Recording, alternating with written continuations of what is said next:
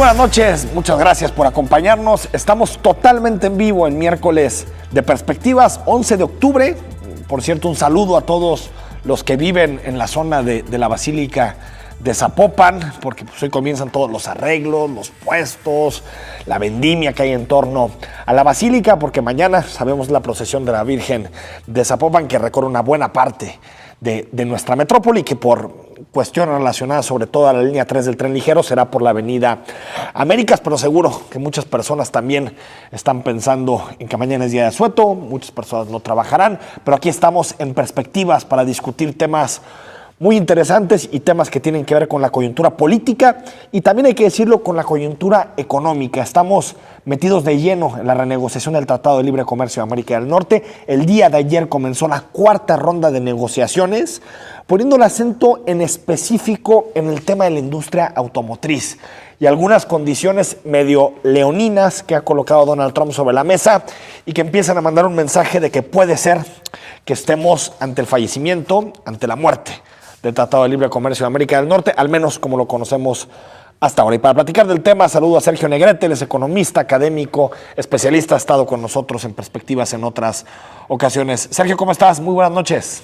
Muy buenas noches, Enrique. Preparado para hablar de esta posible muerte o coma o lo que vaya a ocurrir con el Tratado de Libre Comercio. Digo, yo sé que tú no eres médico, que eres economista, pero si le tuvieras que hacer una especie como de diagnóstico a la negociación del Tratado de Libre Comercio, ¿en dónde lo ves? ¿Más cerca de la muerte, más cerca de resucitar? ¿Dónde ves exactamente el Tratado de Libre Comercio? No, coincido contigo, lo veo muy cerca de un coma. Y no digo muerte porque no sabemos qué va a ocurrir si la rama legislativa de Estados Unidos realmente es quien tiene la autoridad para el rechazar este tratado, el denunciar el tratado, el sacar a Estados Unidos de él y no simplemente una firma de Donald Trump. No hay claridad legal. Entonces sería una coma que eventualmente, un coma que podría llevar a la muerte o a revivirlo en su forma actual. Pero es una incertidumbre impresionante. Lo que cada vez sí parece más cercano es caer, sí, en una firma trumpiana que lleve ciertamente una incertidumbre impresionante en los próximos meses. Ahora, Sergio, ¿cuáles son, para quien no ha seguido de lleno, a fondo, la renegociación del Tratado de Libre Comercio, cuáles son, desde tu punto de vista, los elementos, los puntos en los que se ha venido trabando la renegociación? Es muy claro, o sea, el presidente Trump tiene una obsesión con el déficit comercial que tiene Estados Unidos con México. Él ve esto y es una cuestión económica totalmente equivocada, pero es irrelevante desde la perspectiva de lo que puede hacer el señor Trump. Él ve este déficit como una pérdida. No lo es un déficit en balanza comercial, que por cierto México lo tiene con el resto del mundo, se compensa con otros flujos, como es inversión extranjera. Esto no lo entiende el señor Trump. Entonces, él en todo momento ha estado terco, obcecado en que hay que reducir este déficit, y pues sucede que México obtiene el superávit correspondiente mucho vía manufactura. Entonces, básicamente, el señor Trump quiere aplastar la manufactura mexicana. Lo que al parecer no se da cuenta es que de paso aplasta la manufactura estadounidense. Claro, ahora, Sergio, el déficit, que es entendido, este famoso déficit del que habló muchísimo tiempo en campaña Donald Trump, es entendido como pues una cuestión hasta que parece como deportiva, ¿no? Es decir, México nos está ganando 3-2, 4-3 y por lo tanto tenemos que cambiar las condiciones del mercado y en caso de que México no acepte nuestras opciones, lo mejor es matar el Tratado de Libre Comercio. Pero ¿qué opinan, Sergio, todos estos intereses que hay en torno al Tratado de Libre Comercio, pues desde pequeños productores hasta gobernadores, representantes en los estados? ¿Crees que puedan ejercer una fuerza determinante para evitar este tipo de condiciones que está poniendo Trump sobre la mesa? Sí creo la posibilidad, porque Trump finalmente es un empresario, tiene la impresión como empresario ignorante de la economía, que en eso hay muchos, pueden ser grandes hombres de negocios, pero no saben economía. Este es uno de ellos, de que sí, esto es una pérdida, de que Estados Unidos va perdiendo. Entonces, los empresarios que sí están comerciando con México, ciertamente pueden ejercer una presión muy fuerte, y ya han anunciado, de hecho, que van con todo para preservar el Tratado de Libre Comercio como está. Esperemos que ejerzan el cabildeo suficiente, la presión suficiente, para que el presidente Trump pues, no tome esta acción radical, pero como sabemos es berrinchudo y puede simplemente amanecer un día, mandar un tuit, convocar a la prensa y firmar la denuncia del tratado ante las cámaras. ¿Cómo has visto, Sergio, los mercados? La reacción, hemos visto claramente una depreciación del peso, no tan pronunciada como en otras ocasiones, pero sí una cierta inestabilidad, sobre todo el tipo de cambio, ¿no? Sí, ahí es donde se está reflejando con mayor fuerza y se seguirá reflejando. Es la variable más volátil por definición. Y aparte, bueno, esto es sector externo y le pega en automático al peso, y si ya se está reflejando, puede no ser la única explicación, pero ciertamente es la más potente. La incertidumbre sobre todo esto y la creciente certeza de que el presidente Trump va a denunciar el Tratado de Libre Comercio. Dicho sea de paso, él creyendo que es una táctica negociadora. Así lo ve él, pero pues se interpreta muy distinto en los mercados.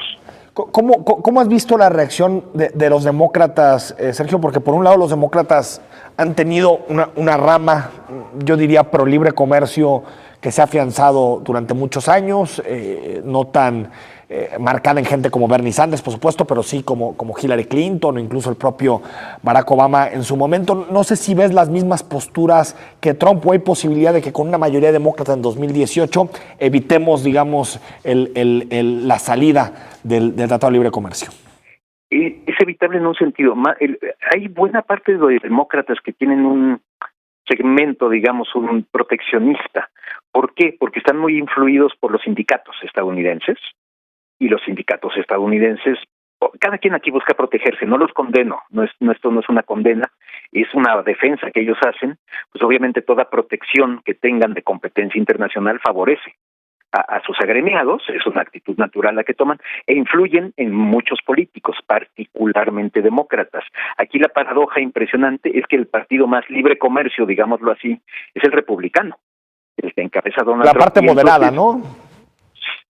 Hay de todo, pero en términos generales son más proclives al libre comercio. Sí. Realmente, pues, recordemos que fue Bush padre el que negoció esto. Cierto. Y Reagan tenía esta también proclividad pro libre comercio muy fuerte. Pero bueno, sí, el Partido Republicano ha cambiado mucho, y bajo Donald Trump ni se diga. Pero yo quiero creer que una coalición, digamos, de republicanos moderados o centristas, vamos a llamarlo así, junto con prácticamente todos los demócratas. ¿Por qué? Simple, llanamente por darle contra a Donald Trump.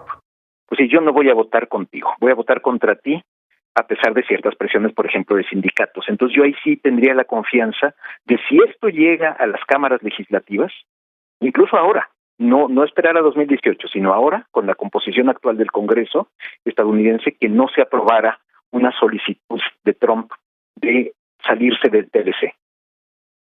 La posición de México, Sergio Negrete, ¿te parece adecuada? ¿Le falta firmeza? ¿Te parece que habría que ser un poquito más agresivos en las negociaciones?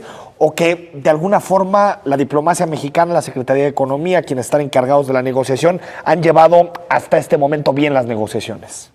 Yo diría que sí, porque digamos que han estado fintando, jugando, como viendo el juego por dónde va, sí, esperando quizá pues de manera un poco optimista decir, bueno, ojalá esto cambie. Detecto ya cierta frustración. El otro día unas declaraciones de Ildefonso Guajardo, el secretario de Economía, diciendo que cómo era posible que se fijara el déficit comercial como meta, reducir el déficit comercial como meta, que era una variable que no se podía controlar. Entonces, obviamente, él lo sabe desde un principio, esa era la variable para Trump. Entonces, yo me atrevo a pensar que más que producto de la ignorancia, que no la tiene el secretario, era producto de la frustración de ver que no había cambio de fondo en la postura estadounidense, y pues quizá ya preparándose para lo peor. Pero en ese sentido México ha hecho bien, o sea, no se adelanta sí a decir, bueno, hay que romper el tablero y nos no responde los tweets, no bravuconadas, digamos. No, y nunca ha sido el estilo de México, ciertamente porque tradicionalmente tiene una posición más de debilidad frente a los Estados Unidos, pero en este caso, pues sí, como esperando que, como tantas veces ha ocurrido con Trump, que de las amenazas ya no pase más allá, que de repente, bueno, vea la inutilidad, o se le convenza, o cambie, o se mueva a otra cosa. Por ejemplo, el dichoso muro, bueno, una vez más ha quedado en el olvido, claro. Ojalá así siga, y tantas amenazas que ha dado en el pasado. Entonces, porque un poco se tenía esta esperanza, más de influencia que podía ejercer el secretario de Relaciones Exteriores, vía sus contactos en la Casa Blanca, o sea, que se pudiera realmente influir. y al parecer pues eso sí no ha sucedido finalmente. Si tuviéramos que elegir un camino rumbo si no el epitafio del tratado, si su modificación integral y reestructuración, si tuviéramos que elegir un camino, uno que sea de golpe, rápido y que los efectos se sepan de una vez por todas, uno más largo de negociación que nos lleve a finales de 2018, ¿tú cuál pensarías que es el camino que menos daña a la economía mexicana? A estas alturas, y es increíble, pero yo sería ya partidario quizá de acelerar, de no levantarse la mesa, porque eso no conviene hacerlo a México de manera unilateral, pero sí ya de estar preparados para ello y en cierto modo ya de orillar a esto, que truene lo que tenga que tronar, por decirlo de alguna manera, porque francamente no puedo imaginar que bajo Trump se alcance un acuerdo satisfactorio. Lo que él quiere es un superávit comercial con México. Eso y que es le firmes eso, ¿no? Obtener. Que le pongas eso sobre papel. Vas a tener superávit, pues eso es imposible. Nadie puede negociar eso. Imposible negociar, pero aparte imposible lograr dada la magnitud del déficit que se tiene. Exacto. Tendrías que revertir a tal grado los números que se estás aplastando al aparato productivo con tal de lograr una cifra inútil. Entonces, como eso, nada va a satisfacer a Trump.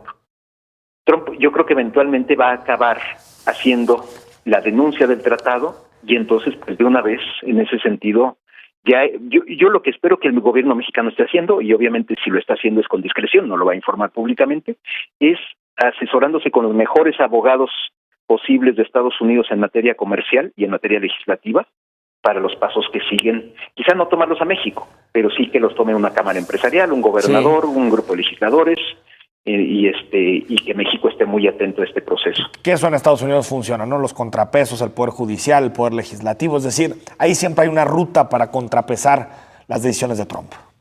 Sí, yo francamente esperaría, como ocurrió por ejemplo con lo de la prohibición a migrantes musulmanes, exacto, tal cual, que fue prácticamente detenida de inmediato.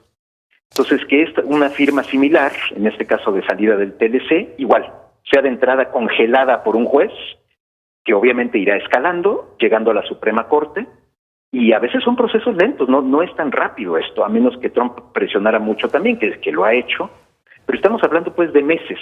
Sí, pero le quitas el sartén, ¿no? El mango de la negociación. Detienes el reloj, sí, le quitas el sartén y detienes el reloj. Que también eso es incierto, da incertidumbre, pero bueno, para eso sí no vamos a tener más remedio que enfrentarlo. Sergio Negrete, como siempre, un placer. Buenas noches.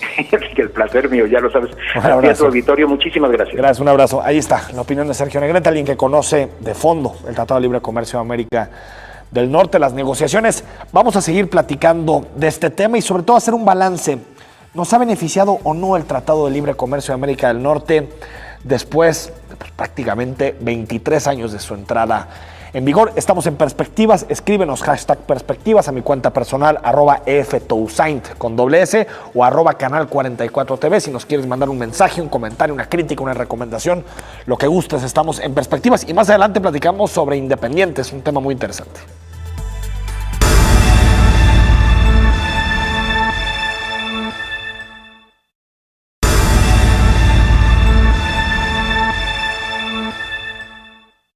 Este miércoles dio inicio la cuarta ronda de renegociación del Tratado de Libre Comercio de América del Norte a las afueras de Washington y se prolongará hasta el 17 de octubre. De esta manera se da seguimiento a la tercera ronda de negociaciones que se produjo en Ottawa a finales de septiembre y terminó sin avances en los temas más conflictivos. En una entrevista publicada anteriormente por la revista Forbes, el presidente estadounidense Donald Trump declaró que cree que el TLC-CAN tiene que ser cancelado si quieren hacer lo bueno para ellos, pues de otra forma no cree que puedan negociar un buen acuerdo. Por su parte, el canciller de México, Luis Videgaray Caso, expresó que la nación es mucho más grande que el TLC y solo permanecerá en él siempre y cuando sea conveniente para los intereses del país. Estas declaraciones se dieron a unas horas del comienzo de la cuarta ronda, la cual se anticipa complicada para México por la posibilidad de que se aborden temas como las reglas de origen, en especial en el sector automotriz.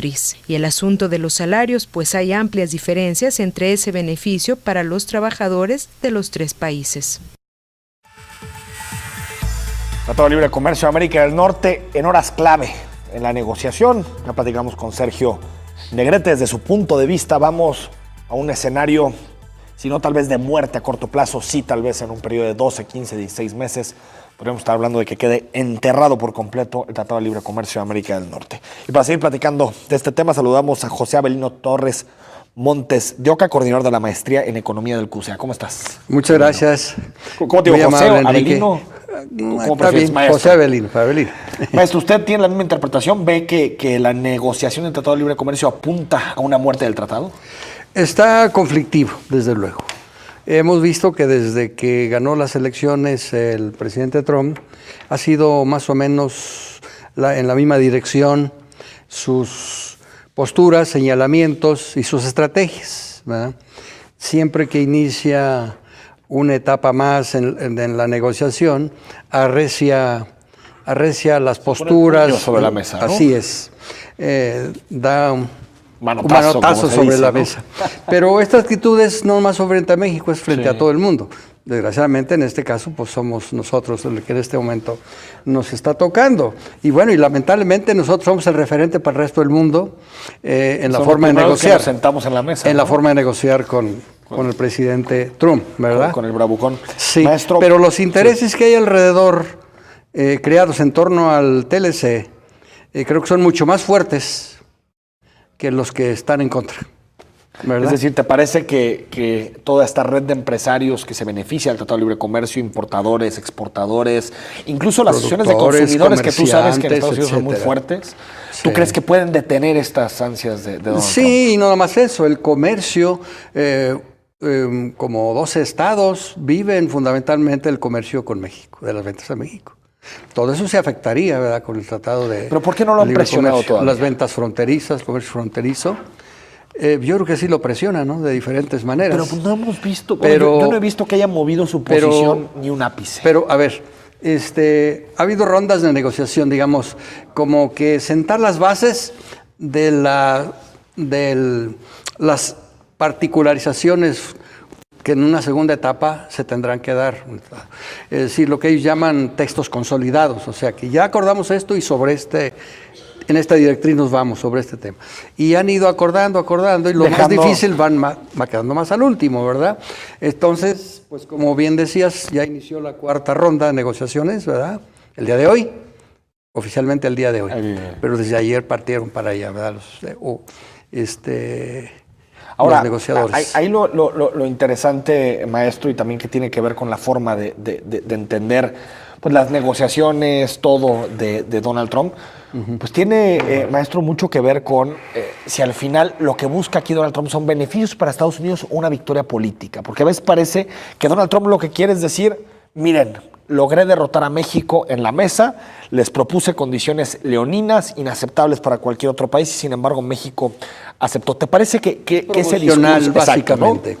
¿Te parece más aunque propaganda? No logre lo que él quiere, cualquier logro que obtenga lo va a hacer muy público, visible, ¿no? muy visible, muy mediático para sus seguidores, no perder los seguidores que tiene, ¿verdad? Pero ciertamente, si me permites, el TLC es como el chivo expiatorio que tiene a modo él y algunos sectores para echarle la culpa de las penalidades, diríamoslo así, de Estados Unidos, ¿sí?, en materia de desarrollo económico en los últimos 20 y tantos años. Me gustaría encuadrar esto. Sí, me parece bien. Antes que el TLC está la globalización económica. La globalización económica tiene como centro para su funcionalidad en la parte productiva la división de las cadenas productivas de los productos y la asignación de eslabones productivos a empresas que se especializan en eso. Cada empresa se localiza en el lugar, en el país, en la región que más le conviene de acuerdo a sus necesidades competitivas, al margen de que debe estar en la frontera tecnológica en general, en todos los ámbitos de la empresa. La localización, por lo tanto, es muy importante. Entonces, la globalización apunta también hacia la liberalización no solo comercial, sino de flujos de capital libres, trato nacional a los capitales extranjeros, de tal manera que el TLC recoge eso como un instrumento acelerador de estos principios de la globalización.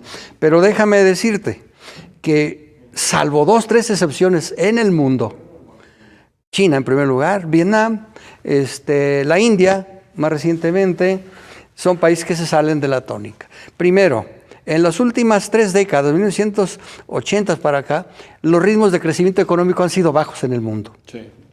En el países de quitando desarrollo el este asiático, ¿no? Tal desarrollados. vez, que es la zona más dinámica del mundo, ¿no? Esa parte de los países. Coincido. Segundo, en todos los casos se ha dado un proceso de modernización en el seno de una revolución científico-tecnológica. Eso conlleva varias cosas. Uno, que para crear nuevas actividades económicas de servicios y nuevas industrias, requieres 15 o 20 o 30 veces más de intensidad de capital para crear un empleo. Sí, coincido. Una empresa transnacional que marca la pauta en la frontera de la tecnología empleada, pues digamos en México se crean 11 empleos en promedio por $1,000,000. Uh-huh. En México podemos encontrar industrias y sobre todo de las pequeñas y medianas empresas, no las más atrasadas. ¿Y en Estados Unidos donde aquí pues puede haber una relación de 1 a 80. Sí. Mientras ahí creas 11 empleos, acá creas 80 o 100. Esa es la relación. Que eso explica por qué algunas empresas se deslocalizan de Estados Unidos. Eso explica los ritmos de crecimiento y desarrollo. Es decir, por más que los índices o la tasa de crecimiento de la exportación e importaciones crece y crece a ritmo muy alto, 6-7% en el caso nuestro, y sobre todo con el TLC, y que la inversión extranjera directa crece a un ritmo mayor del 6% anual, las tasas de crecimiento andan rondando por el 2.2 en promedio. 1 punto y cacho, sí. Es porque tienes que crear nuevos empleos o reemplazar los viejos que se pierden con nueva tecnología y no es posible cubrir esos déficits que se van creando. No hay país en el mundo, ni Estados Unidos, para acabar pronto.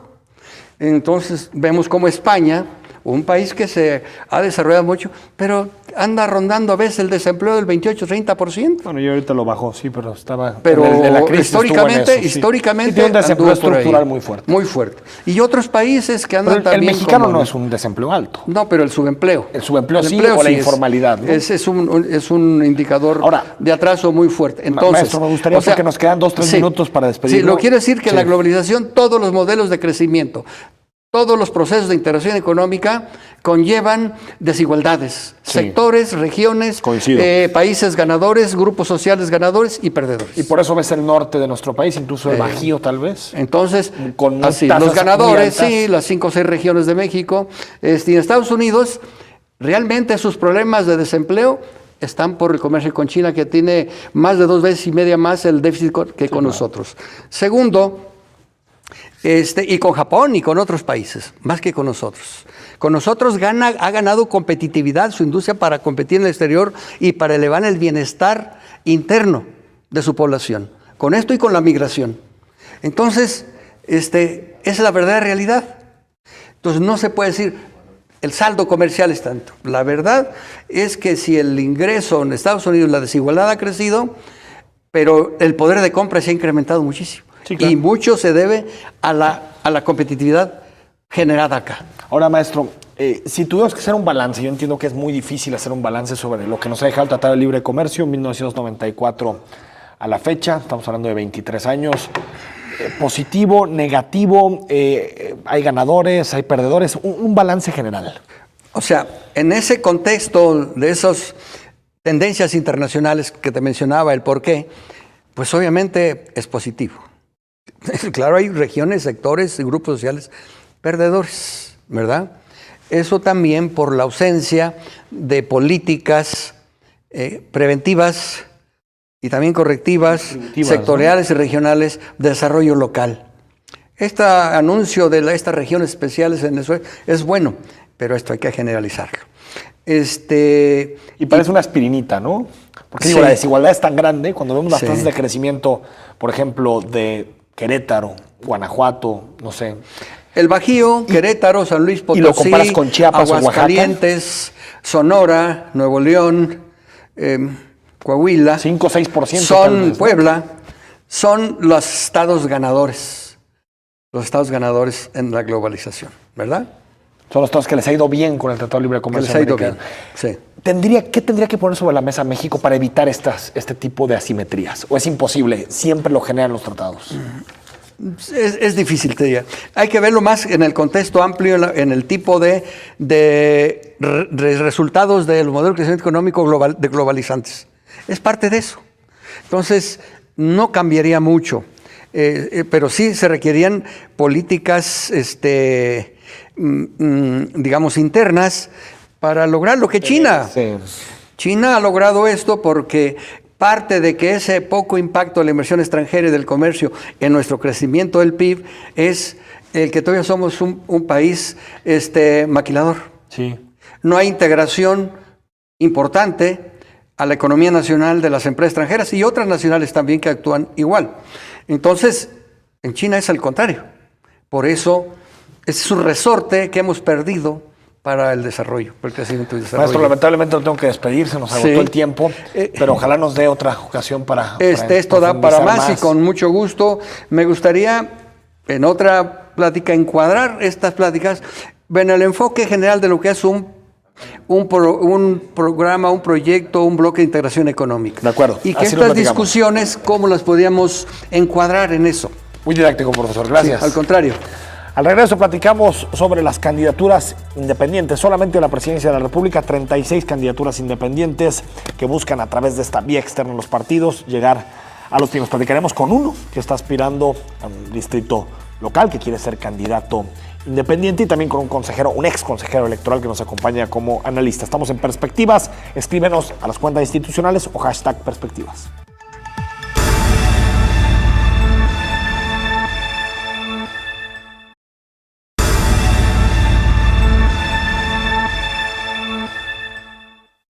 En las elecciones de 2015, 2 candidatos independientes lograron ganar 2 puestos de elección popular. Pedro Kumamoto se convirtió en el primer diputado independiente del Congreso de Jalisco, mientras que Jaime Rodríguez el Bronco en el primer gobernador independiente de Monterrey. Ahora, las elecciones de 2018 llevarán una gran cantidad de candidatos independientes, a diferencia de años anteriores. Tan solo para la presidencia de la República, hasta el momento ya se han registrado 36 aspirantes.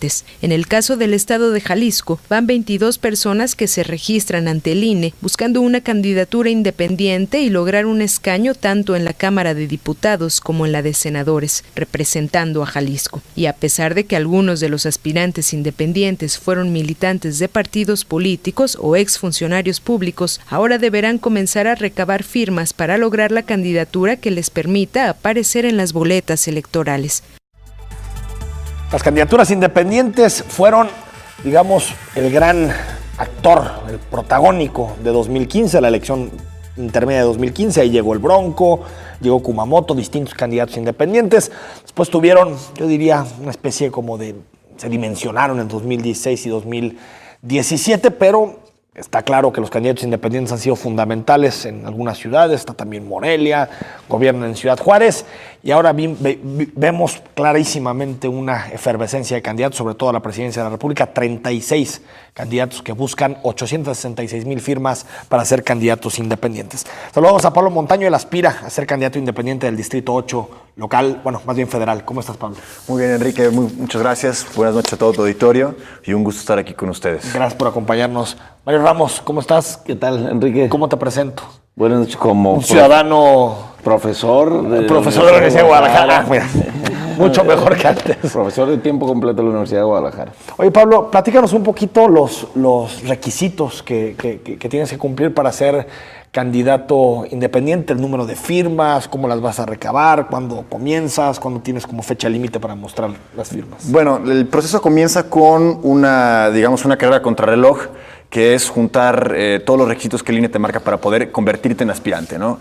Desde generar una AC, una asociación civil que se crea con el único propósito de este proceso electoral, se tiene que acabar después de la elección si es que llegas hasta ese punto, y a partir de eso darlo de alta ante Hacienda, juntar una serie de requisitos, y si logras cumplir con todo eso, te dan tu constancia como aspirante de candidato independiente, y a partir del día siguiente esa constancia, empiezas a recabar las firmas que en el caso de los federales corresponde al 2% del padrón electoral. En el caso del Distrito 8 federal, que es por el que yo estoy buscando ser candidato, corresponde a poco más de 6,400 firmas. 6,400 firmas que tienes que recabar. En 60 días. En 60 días, y tienes que tener alguna distribución, ¿no es en el distrito? Sí. ¿Por seccionales? Sí, por las secciones tú tienes que tener el 50% de tus firmas, tiene que venir por lo menos de la mitad del distrito, por lo menos representadas por 1% de las secciones, ¿no? O sea, es decir, al menos el 1% de las secciones tienen que tener representación. Sí, más bien tienes que tener firmas, el 1% de las firmas de la mitad de las secciones. Perfecto. Para que tenga validez. Tiene que estar bien distribuido, ¿no? Exactamente. No es de que tengas todas las firmas de un par de colonias o de 2, 3. ¿Y cómo te ha ido, por ejemplo? Ya tuviste tu certificado de aspirante. Ya lo tienes. Ya tenemos el certificado de ¿Abriste aspiración. una AC? Abrí una AC. No es Wikipolítica, No, otra. tiene un nombre súper creativo la mía, que es Pablo Montaño Independiente. Nos quebramos la cabeza. Para que no haya, Para que no haya duda, es lo que queremos hacer. Yo soy Pablo Montaño, quiero ser candidato independiente. Punto. Y ahí el Instituto Electoral te va a depositar recursos en su No, en este momento no. Si llegamos a ser, si llego a ser candidato independiente, entonces sí va a haber una bolsa que se va a repartir entre los distintos candidatos dependientes, dependiendo Pero de eso cuántos ya cuando haya. mostraste las firmas, todo. Ya que entregué las firmas, entregué otros papeles, presenté un suplente, todo eso, entonces sí habrá un recurso que se divide entre la cantidad de diputados federales que vayan por la vía independiente. Ahorita, ¿cuánto dinero puedes gastar de aquí a la fecha que tienes para entregar las firmas? Tenemos un tope de campaña de 120,000 pesos como aspirantes a Diputación Federal, pero dentro de la organización a la que yo pertenezco, que es Wikipolítica, estamos buscando bajar eso por lo menos la mitad. Yo creo que va a ser un acuerdo que no hemos llegado al acuerdo. No pasar de 60,000 No pesos. pasar de 60,000 pesos, porque creemos que es una parte de los compromisos que tenemos, tener campañas austeras, demostrar que se puede hacer con menos dinero las cosas que los partidos hacen con muchísimo dinero. 120,000 pesos de dinero privado, ¿no? Nada de dinero público no hay dinero en este público caso. Y no hay de personas morales tampoco. Todo tiene que venir desde personas físicas. Y antes de abrir conversación también con Mario Ramos, hay una nueva aplicación, ¿no? Sí. Que es interesante. Yo la verdad es que no la conocía, que puedes bajar para firmar desde ahí, ¿no? ¿Por qué no nos explicas? Es correcto. Sí, la recolección de las firmas en este momento ocurre a partir de una aplicación que el INE puso para disposición de todos los candidatos, que la firma se recaba de manera digital, ¿no? No es ya con papel, salvo en zonas marginadas que el INEGI designa cuáles estas son. Ahí se podrá seguir haciendo con papel y pluma, pero en todas las demás se tiene que seguir haciendo a partir de esta aplicación. La aplicación, hasta ahora, como la hemos estado usando, funciona, ¿no? Y nos da ciertas certezas. Podemos saber en tiempo real cuántas firmas llevamos recabadas, cómo está la distribución de las secciones, muchas herramientas que nos son muy útiles para saber cómo vamos. Sin embargo, sí tiene ciertas complicaciones, sobre todo para una generación, digamos, de adultos de más edad, que no van a poder apoyarnos, quizá como apoyaron a Kumamoto en su momento, ¿no? Que ahora ten 3 folios, tía, abuela, y júntalos con tus amigas. Eso quizá ya no lo vamos a poder ver. Y estamos viendo que algunos modelos de teléfono no funcionan con la aplicación, ¿no? Eso ya estamos empezando a tener algunos problemas. Me han platicado que también de pronto es difícil lo de la firma. Sí, bueno, porque lo tienes que hacer con el dedo, ¿no? Lo puedes hacer con el dedo o con una de estas plumitas que tienen una gomita, pero de cualquier manera nunca te queda igual. Sí, o sea, cuando ves la firma no tiene nada que ver con la credencial electoral. Es decir, que el INE termine rechazando esas firmas por no vincularlas con la firma que pueden ver en la credencial. Es chistoso, porque incluso en el video tutorial del INE se ve como al sujeto que toca el iPad se le mueve el iPad, ¿no? Entonces se le va la firma. No sabemos qué tan riguroso va a ser el INE en el ver el trazo de la firma, si lo considera. Hay un paso antes, que es tomar una fotografía a la persona, que entendemos que es un paso opcional. Nosotros estamos interpretando esto como uno, que se compruebe que la credencial no se robó o no se sacó de algún padrón y en efecto la persona estaba ahí cuando se tomó la firma. Y 2, como un registro previo, por si acaso la firma no se parece, bueno, puedes ver la foto y en efecto es la misma persona, ¿no? Entonces creemos que eso como un podría control servir. para... Puede ser. No, hay algunos áreas que todavía no estamos muy seguros cómo van a operar en el momento del escrutinio de las firmas. Pero Ramos, el árbitro electoral, bueno, tú fuiste consejero electoral hasta hace muy poco, trataron un poquito de facilitar, ¿no? En su momento, pues un poco menos de porcentaje, de firmas. También se habló de, por ejemplo, del acceso a recursos privados para poder un poquito hacer más simétrica la cancha. No sé cómo ves el panorama y todo lo que está sucediendo con los independientes. Sí, Enrique, hay diferencias importantes respecto a las candidaturas federales, ¿no? Acá los recursos se dividen antes, es decir, de la cantidad de municipios y distritos, esa bolsa se distribuye haya o no haya candidatos, entonces les toca menos, ¿no? En el caso federal va a ser de los que alcancen el registro. Esa es una diferencia importante en cuanto a recursos públicos. Acá es 1%, son 40 días para diputados y presidentes municipales en lugar de 60. Y el IEPC todavía no aprueba, pero podría aprobar que se utilice también esta aplicación. Pero podría ir en papel, como fue en 2000. O sea, puedes tener las dos vías, presentarlas en papel y presentarlas no, todavía no se ha aprobado. Acá también es otra diferencia. Lo que se ha aprobado es el modelo de acta constitutiva.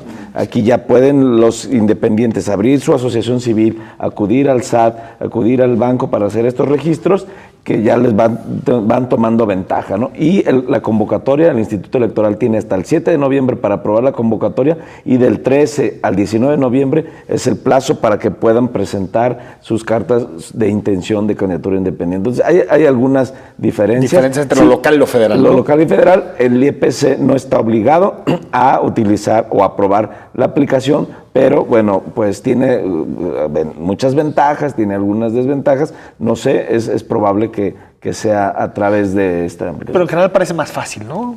Mira, lo que hemos... Porque de pronto así copia o tomarle fotografía, imprimirla por dos lados, que te firmen, un poquito más complicado, ¿no? Que hacerlo de forma... Y te voy a comentar algo que ya lo vivimos con las candidaturas independientes del proceso pasado y con los que han solicitado mecanismos de participación social.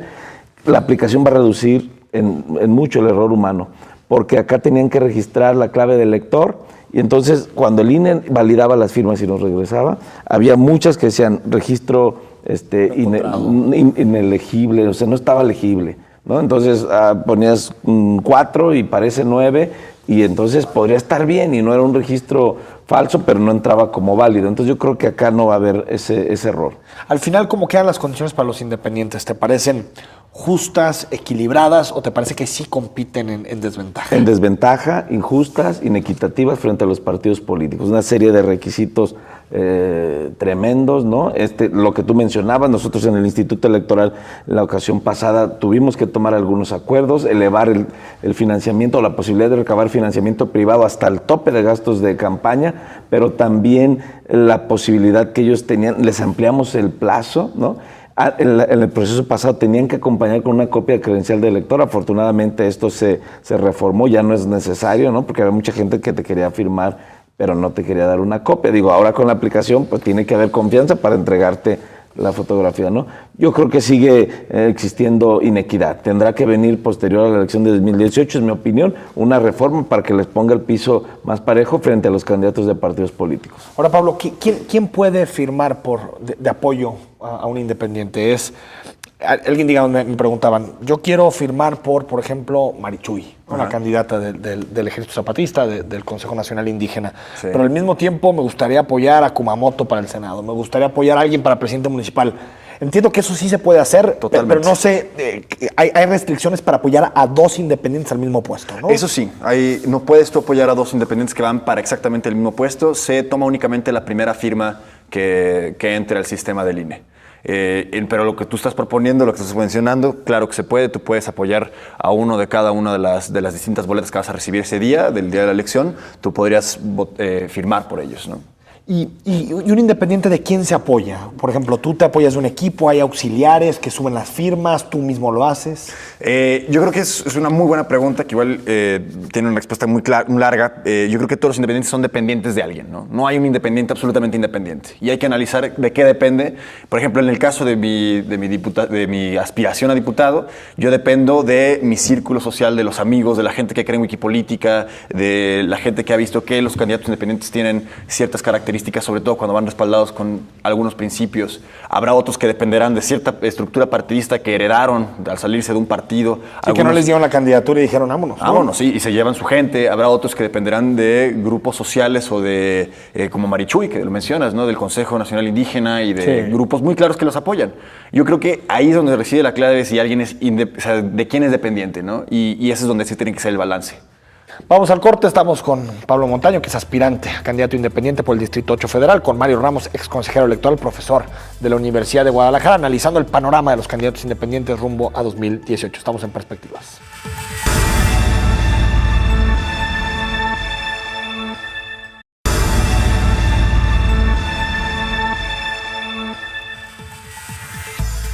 Estamos de regreso en Perspectivas. Escríbenos, #Perspectivas, si quieres participar con nosotros esta noche. A mi cuenta personal, @EFTousaint, con doble S, si me quieres mandar un mensaje a las cuentas institucionales @Canal 44 TV, críticas, recomendaciones, comentarios, lo que sea recibido en este espacio. Mario Ramos, no sé cómo analizas este fenómeno de tantos independientes a nivel nacional para la presidencia de la República, de todos colores y sabores, ¿no? Desde excomunicadores hasta gente que rompió con partidos políticos hace 3 días y medio. Y cuando haces las cuentas, dices, si son 36 hasta el momento, y necesitan, ¿cuántas son? 866,000 firmas. Y no se pueden repetir. Y no se pueden repetir. Eso quiere decir que para que todos llegaran a la boleta, tendrían que firmar 30 millones de mexicanos, ¿no? Es decir, seguramente quedarán 2 o 3, ¿no? Sí. Está complicado que tantos lleguen a la boleta. Claro, ¿no? Y también tienen el requisito similar de que estas firmas provengan de al menos la mitad de las entidades federativas, ¿no? O sea, no las pueden concentrar en un solo estado. Bueno, yo creo que ha generado la expectativa. La figura es atractiva, ¿no? Por supuesto, ¿no? Y el hecho que haya habido triunfos, ¿no? El Bronco, Kumamoto, ¿no? El trabajo que están haciendo los ha visibilizado y ha visibilizado esta figura, ¿no? Entonces, ahí yo creo que la sensación de muchas personas que querían participar y que no encontraban efectivamente a través de los partidos la vía para postularse, ahora ven o acarician la posibilidad. Seguro muchos no alcanzarán y no cumplirán los requisitos. Pero yo creo que es positivo, ¿no? Digo, por eso también, y qué bueno que hay requisitos y hay candados. También sería muy complicado que entraran todos a la boleta y tal vez no representan nada, ¿no? ¿Qué opinas, Pablo, de esta versión que hay tan extendida de que los independientes fragmentan el voto y por lo tanto al final le hacen el juego sucio a los partidos con más estructura, que siempre se utiliza al PRI como el caso más particular? ¿Te parece que es eso el independiente? Digo, evidentemente, si lo analizamos de una forma matemática, tiene sentido, ¿no? Había tantos votos, los distribuimos entre más candidatos, por lo tanto, alguien que tenía un voto duro ganó, ¿no? Pero yo creo que en la lógica no se cumple ese pronóstico, ¿no? Aquella persona que votó por alguien independiente no necesariamente iba a votar por el PRD o por el PAN o por Morena o por cualquier otra oposición, ¿no? Una persona que vota independiente puede ser abstencionista. Puede ser abstencionista, o puede ser un priista que arrepentido, o puede ser lo que sea, ¿no? O sea, creo que se le da demasiado juego a la imaginación de ese que votó por un candidato independiente pudo haber sido mi voto. A mí que me expliquen un caso en el que un independiente haya hecho ganar el PRI. Un caso de una elección. Creo que no.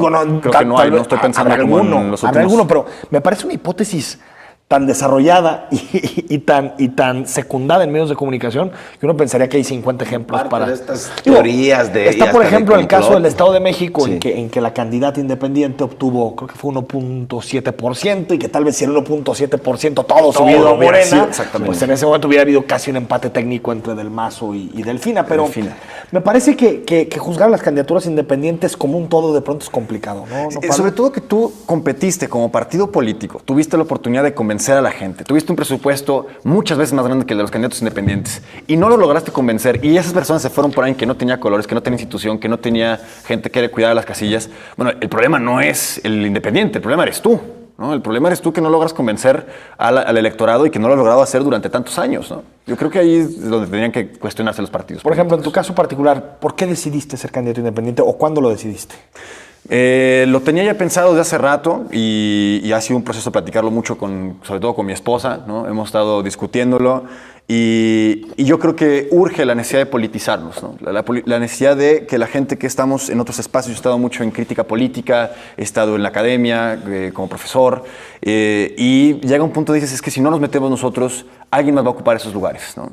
Y yo creo que ha sido parte del mensaje que personas como Kumamoto han dado, ¿no? Se pueden ocupar los espacios en las políticas, se puede hacer bien. No hace falta creer en la imagen del político profesional para que ocupe los puestos políticos. Si una persona es honesta, si una persona tiene idea de las necesidades que tiene la gente, puede servir, ¿no? Puede servir y puede dejar resultados positivos, ¿no? Para su electorado. ¿A ti te convence, por ejemplo, lo que viste de Kumamoto en el Congreso? Definitivamente. Dijiste, así se puede hacer algo, no fue totalmente obstruido, ¿no? Como en algún momento se pensó. Participé en la campaña de Kumamoto como parte de su grupo Estrategia. Y debo decir que ni en los mejores escenarios me imaginaba estas cuentas que está rindiendo de iniciativas aprobadas, de resultados, de lo que ha logrado generar como fenómeno al interior de la Cámara, no digamos ya hacia el exterior y el fenómeno mediático, que es muy distinto, ¿no? Pero al interior de la Cámara, en resultados, creo que es muy, muy positivo lo que se puede hacer desde una persona que trae un discurso que de alguna manera orilla a los otros a escuchar, ¿no? A pesar de no tener los números políticos, ¿no? Que es también algo que estamos tratando ahora de empezar a resolver también. Ahora hay de todo, ¿no, Mario? Está el caso de Pedro Kumamoto, pero también está el caso del Bronco. Claro. Que yo no sé cómo se atreve a aspirar a la presidencia de la República después de lo que está dejando en Nuevo León, ¿no? Claro.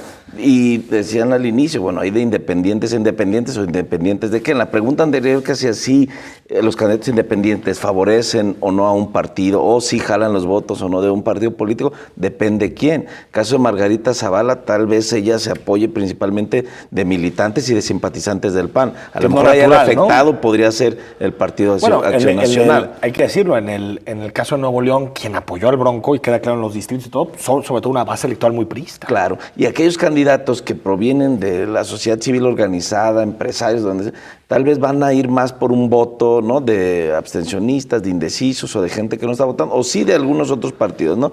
Sí. Pero creo que es un fenómeno interesante, ¿no? Que se está generando, y vamos a ver, bueno, miles de candidatos independientes que van a entrar al debate con los partidos políticos y también entre ellos, ¿no? Ahora, también lo interesante de los independientes es qué tipo de agenda pueden colocar sobre la mesa, ¿no? Más allá de si ganan o no, si logran colocar ciertos temas que a veces los partidos políticos no quieren poner sobre la mesa. Por ejemplo, el caso que ya lo habíamos comentado de Marichuy, que me parece que es en el caso de la presidencia, la que responde mejor al estereotipo del independiente, sí, que pensamos en su momento. Pues el México racista, que discrimina, elitista, pues seguramente no hubiera estado o no estaría en la campaña como debate público si no estuviera Marichuy. Eso va a ser enriquecedor. La agenda, ¿no? La pluralidad, ¿no? La pluralidad de temas, la agenda, y quien gane, pues tendrá que incorporar estos temas que se visibilicen a partir de agendas particulares, regionales, ¿no? O de grupos de la población que no han tenido la oportunidad de impulsar sus temas o de visibilizarlos, ¿no? Por ejemplo, en tu caso, Pablo, Wikipolítica te dice, ¿vamos a impulsar este tipo de temas? ¿O te dice, tú construye tu agenda? Wikipolítica trabaja ciertos temas que han estado desarrollando tanto a lo largo de la Diputación de Kumamoto desde antes, ¿no? Que claro que es una agenda que nos interesa a todos los que somos miembros de ella respaldar. Y además, los que estamos ahora aspirando para ser candidatos, tenemos cierto perfil, tenemos ciertas características que vamos a sumar nuestro propio saber a estas otras propuestas, ¿no? Para integrar propuestas diversas y plurales y no nada más, digamos, una serie de clones independientes, ¿no? Sino sí, o sea, que sí existe una cierta narrativa común entre todos los candidatos. Existe una cierta narrativa común, pero existen particularidades. ¿Eso no es partido, digamos? Digamos, son intereses comunes que si no, no estaríamos en una misma plataforma, en una misma organización, ¿no? Sí, claro, al final yo creo que es una de las esencias que formaron un partido político, la idea que compartieras ciertos principios, ¿no? Pero yo no veo esos principios ya, ¿no? Sobre todo cuando se comparten alianzas entre partidos que deben ser antagónicos por cuestiones económicas o lógicas o sociales, ¿no? Nos dice Osvaldo Gutiérrez, al que le mando un saludo, politólogo destacado, nos dice, en el Estado de México la fragmentación hizo ganar al PRI. En Coahuila, gracias a la fragmentación, el PRI fue competitivo. Ojo, hablamos sobre todo de la fragmentación por independientes, ¿no? Sí. Porque sí, queda claro que tal vez si hubieran ido PAN y PRD o MC o PRD y Morena, que hubiera sido una alianza más natural. Sí, queda claro que la fragmentación al final le ayudó, pero me parece que el hecho de que haya habido una independiente en la boleta no necesariamente definió a favor de, ¿no? Una conclusión, Pablo, pues no sé, te esperan días seguramente muy, muy cansados. Primero las firmas, luego presentarlas, es decir, un camino largo, ¿no? De cara a la elección. Sí, yo creo que la reflexión final sería que aprovechemos la oportunidad que nos están dando la figura de los independientes para politizarnos, para informarnos, para cuestionar qué origen tiene esta persona que me está pidiendo mi firma, ¿no? Y que abran la puerta a escuchar las ideas que hay ahí y ser muy críticos, ¿no? Con quien está parado enfrente de la casa o del semáforo, de donde sea que nos encuentren los independientes, y que sí, que busquen apoyar si es que les convence el tener más opciones en la boleta que respondan a ciertas características. Vas a estar, para quien vive en el Distrito 8, vas a estar en las calles recorriéndolas, buscando gente que te apoye. Exactamente, vamos a estar haciendo brigadas, eventos, vamos a estar en algunos puntos donde se congrega la gente, no sé, en la avenida Chapultepec, vamos a estar en el Expiatorio, vamos a estar buscando estos sitios para colectar estas firmas. ¿Vas a adoptar algunas de las decisiones que tomó Kumamoto, por ejemplo, el caso del salario, por ejemplo? Sí, sin duda va a haber acuerdos que se van a tomar alrededor del salario. 70% es muy drástico, yo se lo he dicho a Pedro muchas veces, 70%. ¿no? el salario. No, pues es que A mí me también. parece. Y más allá de los porcentajes, yo creo que lo que queremos demostrar es que se puede hacer política con menos, se puede hacer Y que política no hay de manera... una clase totalmente desvinculada de los temas ciudadanos que gane mucho más y que por lo tanto no comparta Sí, ¿no? los dolores de la ciudadanía, pero me parece que no sé, 70%. Digo, no, sí, no, Ya, no ya, me toca ya, a mí decidirlos. ya, Una yo cosa ahorita tomar no te quiero meter en colegiada. problemas, ya llegará el momento en el que te tenga que meter en problemas. Te voy a agradecer la invitación Bueno, para Ramos, eso. pues no sé cómo ves a los sectores independientes, va a haber en todos lados, ¿no? Va a haber en todos lados. Municipales, va a haber en diputados, Para muchísimos. gobernador, en todos los cargos de elección popular, ¿no? Que se van a elegir en 2018, va a haber candidatos independientes. Yo veo positivo, coincido con Pablo, decir que le conviene a Sí, nuestra está sociedad, bien. a nuestra democracia, Claro. que nos politicemos, que la gente participe, ¿no? A través de las distintas figuras, que salga, que vote, que también acuda al llamado del INE, del IEPC, a participar en las mesas Y ojo, directivas si no de te casilla. gusta, está bien, pero Sí. no votes por él, pero qué bueno que hay la libertad para poder llegar con una candidatura independiente y proponer un proyecto, ¿no? Pablo, gracias. Mario, gracias. Enrique, muchas gracias. El viernes en perspectiva a las 9 platicamos sobre el problema político entre España y Cataluña. Hasta el viernes.